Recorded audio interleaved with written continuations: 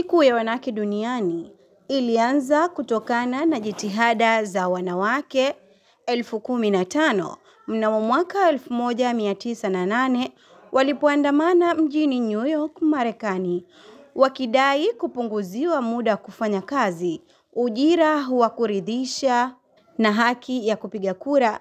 Kilikuwa chama cha kisosialisti cha Amerika kilichotangazwa kuwa ni siku ya kwanza ya kitaifa ya wanawake. Mnamo mwaka mmoja baadaye, wazo la kuwa siku ya kitaifa lilianzishwa na mwanamke kwa jina Clara Zetkin. Alipendekeza wazo hilo mwaka 1910 katika mkutano wa kimataifa wa wafanyakazi wanawake huko Copenhagen, Denmark. Kulikuwa na wanawake 100 hapo kutoka nchi 17 na wakakubaliana kwa pamoja. Kwa mara ya kwanza ilisherehekewa mwaka 1911 Austria, Denmark, Ujerumani na Switzerland. Sherehe ya 100 ilifanyika mwaka 2011.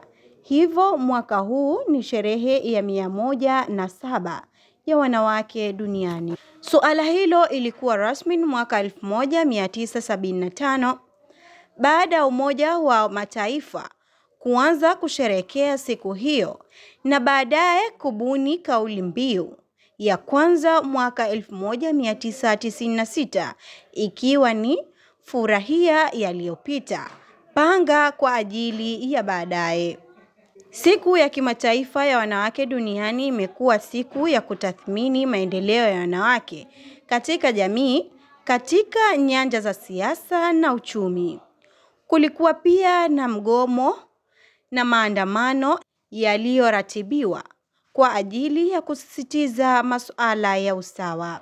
Wazo la Clara Zetkin la siku ya kimataifa ya wanawake duniani halikuwa na tarehe maalum na haikuwa rasmi mpaka kipindi cha vita ya mwaka 1917, wakati wanawake wa Kirusi walipodai amani na kufanyia kazi tatizo la upungufu wa chakula, ama waliimba amani na mkate.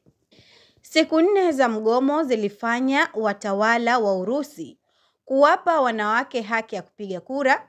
Tarehe ambayo mgomo ulianza ulikuwa kwenye kalenda ya Julai, ambayo ilikuwa ikitumika Urusi wakati huo. Ilikuwa siku ya Jumapili ya tarehe 23 mwezi wa Februari. Siku hii katika kalenda ya Gregoria ilikuwa tarehe 8 mwezi Machi. Nchini Marekani, mwezi Machi ni mwezi wa historia kwa wanawake. Rais hutambua kila mwaka na kuthamini mafanikio ya wanawake wa Marekani. Kampeni ya siku ya kimataifa ya wanawake ina kauli mbiu isemayo chochea kwa ajili ya maendeleo. Mwaka jana mamilioni ya waandamanaji nchini Marekani na duniani kote wakipaza sauti kuhusu haki za wanawake baada ya ushindi wa Donald Trump kuwa rais wa Marekani. Sumaiya Simai, VOP TV.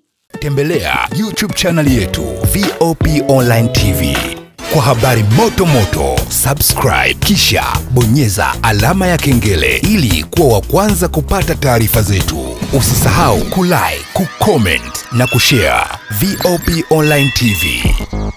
VOP Online TV.